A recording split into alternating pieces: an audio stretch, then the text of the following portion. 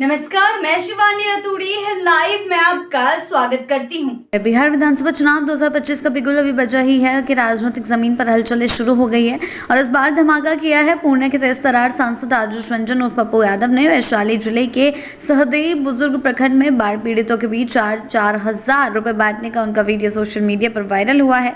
प्रशासन हरकत में आ गया है और आदर्श आचार संहिता उल्लंघन का पहला केस दर्ज हो गया है।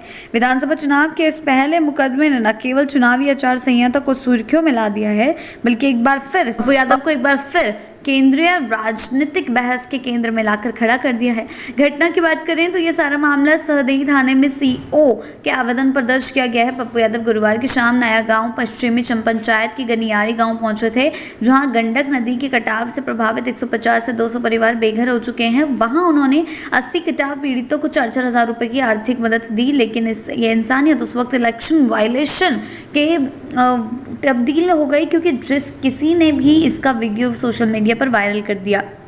वीडियो वायरल होते ही महनार के एसडीओ नीरज कुमार सिन्हा ने सीओ को जांच का आदेश दे दिया। साथ ही साफ कर दिया कि आचार संहिता के तहत किसी भी प्रकार की नगद सहायता या लोभ देना प्रतिबंधित है, चाहे वे किसी भी नीयत से क्यों ना हो। और प्रशासन की जांच सीधे सांसद पप्पू यादव तक पहुंच चुकी है, लेकिन पप्पू यादव कहां चुप बैठने वाले थे। उन्होंने इस कार्रवाई को लेकर सियासी हमला बोल दिया। उन्होंने साफ कहा कि क्या चुनाव आयोग के डर से गरीबों की मदद करना छोड़ दूं? मैं आगे भी मदद करूंगा। प्रशासन ने तो इन पीड़ितों को छोड़ दिया, तो क्या मैं भी उन्हें भूखा मरने दूं?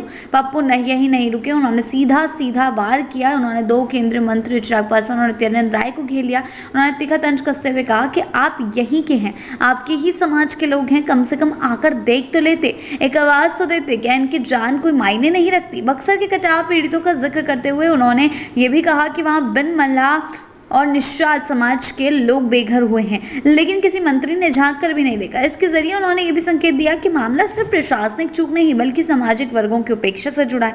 सवाल अब ये उठता है कि पप्पू यादव की ये रुपए वाली राहत वाकई मानवीय संवेदना थी या फिर चुनावी जमीन तैयार करने की सियासी चतुराई। समर्थक इसे करुणा और जमीन से जुड़ाव मान रहे हैं, लेकिन विरोधी इसे आचार संहिता का उल्लंघन करार दे रहे हैं। पप्पू यादव की छवि हमेशा से ही सिस्टम से लड़ने वाले मसीहा की रही, सड़क पर उतरकर आम आदमी की बात करने वाले नेता, लेकिन राजनीति में नियत से ज्यादा नियम चलता है और यही नियम अब उनके लिए पहला मुकदमा बना चुका है।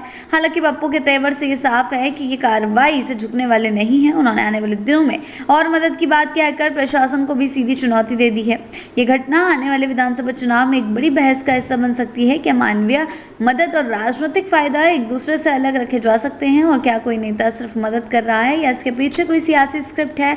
ये जानने वाली बात होगी। आगे चलकर देखना होगा कि बिहार में चुनावी मौसम और कितना गर्मा। ऐसी ही अपडेट्स के लिए जुड़े रहे हैं लाइव के साथ ही चैनल को सब्सक्राइब करना ना भूलें और हमारी फेसबुक और वेबसाइट के साथ भी जरूर जुड़ें।